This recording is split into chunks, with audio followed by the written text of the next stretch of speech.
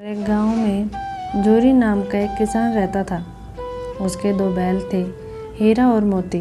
दोनों ही बैल हट्टे कट्टे व बलशाली थे।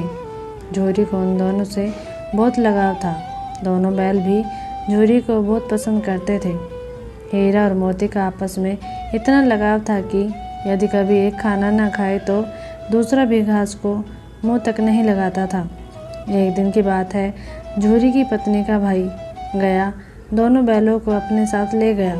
दोनों बैल इस बात से हैरान थे कि उन्हें गया के हवाले क्यों किया गया है।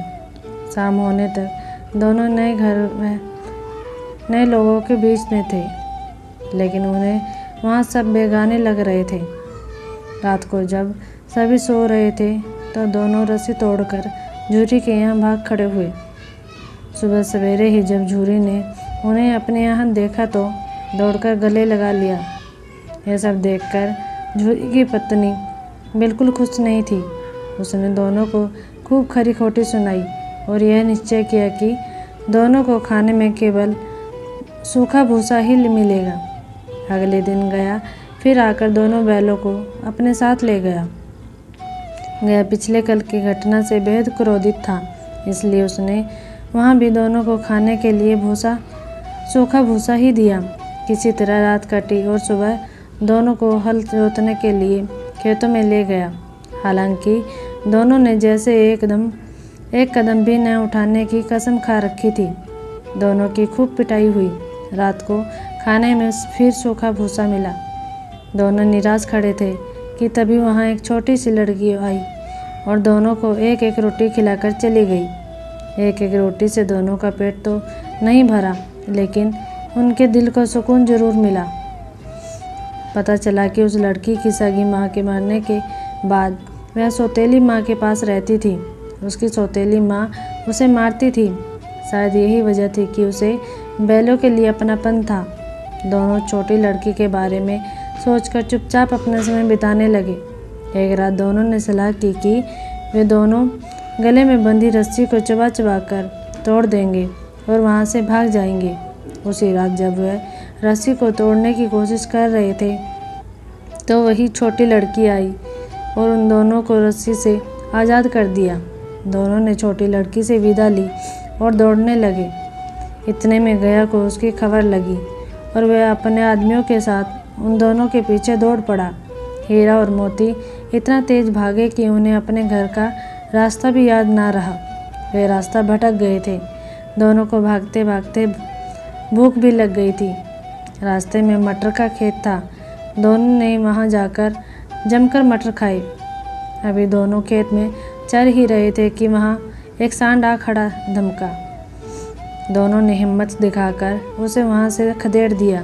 इतने में मटर के खेत के सेवक हाथों में डंडा लिए आ पहुंचे। हीरा के पास भागने का मौका था, लेकिन जब उसने देखा कि सेवकों ने मोती को पकड़ लिया है तो वह लौट गया। दोनों बैलों को पकड़कर मवेशी खाने में रख दिया गया। वो मवेशी खाने में बहुत से जानवर कैद थे। वहाँ कई बकरियाँ, घोड़े, भैंसे, गधे बंधे थे, लेकिन किसी को भी खाने को कुछ नहीं दिया जाता था। इस वजह से सभी जानवर कमजोरी के कारण जमीन पर बेजान पड़े हुए थे। जब पूरा दिन बीत जाने पर भी खाने को कुछ न मिला तो हीरा के सब्र का बांध टूट गया। उसने बांडे की कच्ची दीवार पर जोर से अपने सींग गड़ा दिए। इससे मिट्टी का एक टुकड़ा निकल आया। यह देखकर हीरा को हिम्मत मिली और वह दौड़ दौड़कर अपने सींगों से दीवार की मिट्टी गिराने लगा। तभी मवेशी खाने का चौकीदार हाथ में लालटेन लिए जानवरों की हाजिरी लगाने आ पहुंचा। हीरा की करतूत देखकर उसने उसकी डंडे से पिटाई शुरू कर दी और उसे मोटी रस्सी से बांधकर वहां से चला गया। हीरा ने मोती से कहा, आज अगर यह दीवार गिर जाती तो यहाँ बंधे हुए कितने जानवर आज़ाद हो पाते। यदि ये थोड़े दिन और यहाँ रुके तो कमजोरी से इनका मरना निश्चित है। यह सुनकर मोती बोला, अगर ऐसी बात है तो मैं भी जोर लगाता हूँ। ऐसा कहते ही मोती ने दीवार में उसी जगह वार किया और लगभग 2 घंटे की कड़ी मेहनत से दीवार को तोड़कर गिरा दिया। दीवार के गिरते ही घोड़े, भैंसे, बकरियां सब जल्दी जल्दी से भाग गए। लेकिन गधे वहीं खड़े रहे। लाख मनाने पर भी गधे अपने डर की वजह से वहीं खड़े रहे। उधर मोती अपने दोस्त हीरा की रस्सी को तोड़ने की पूरी कोशिश करता रहा। आज जब सुबह होने वाली थी तो हीरा ने मोती से कहा, दोस्त, मुझे नहीं लगता कि आज यह रस्सी टूटेगी। तुम यहाँ से भाग जाओ, वरना सबको पता चल जाएगा कि यह सब तुमने ही किया है। मुझे यहीं छोड़कर तुम चले जाओ। यह सुनकर मोती की आंखों में आंसू आ गए। वह हीरा से बोला, मित्र, मैं इतना स्वार्थी नहीं हूँ कि मुश्किल के समय मैं तुम्हें छोड़कर चला जाऊँ। मैं मरते दम तक तुम्हारे साथ ही रहूँगा। मुझे हर अपराध की सज़ा स्वीकार है। कम से कम इन जानवरों की जान बचाने का आशीर्वाद तो मिला। इतना कहकर मोती ने गधों को सींग मारकर वाड़े से भगा दिया और स्वयं हीरा के पास आकर सो गया। सुबह होते ही चौकीदार, मुंशी व अन्य सेवकों को जब इसकी भनक लगी तो मोती की खूब मरम्मत हुई और उसे भी मोटी रस्सी से बांध दिया गया। लगभग 1 हफ्ते तक दोनों ही वहीं बंधे रहे, लेकिन उन्हें खाने को कुछ नसीब नहीं हुआ। उन्हें केवल पानी ही पिलाया जाता। दोनों की हड्डियां निकल आई थीं। एक दिन बाड़े के सामने उनकी नीलामी शुरू हुई, लेकिन वो दोनों इतने कमज़ोर थे कि उन्हें खरीदने के लिए कोई तैयार नहीं था। तभी एक आदमी सामने आया और दोनों बैलों को टटोलने लगा। मुंशी से कुछ मोल भाव करने के बाद वह उन दोनों बैलों को लेकर चल पड़ा। दोनों बैलों की नीलामी हो चुकी थी।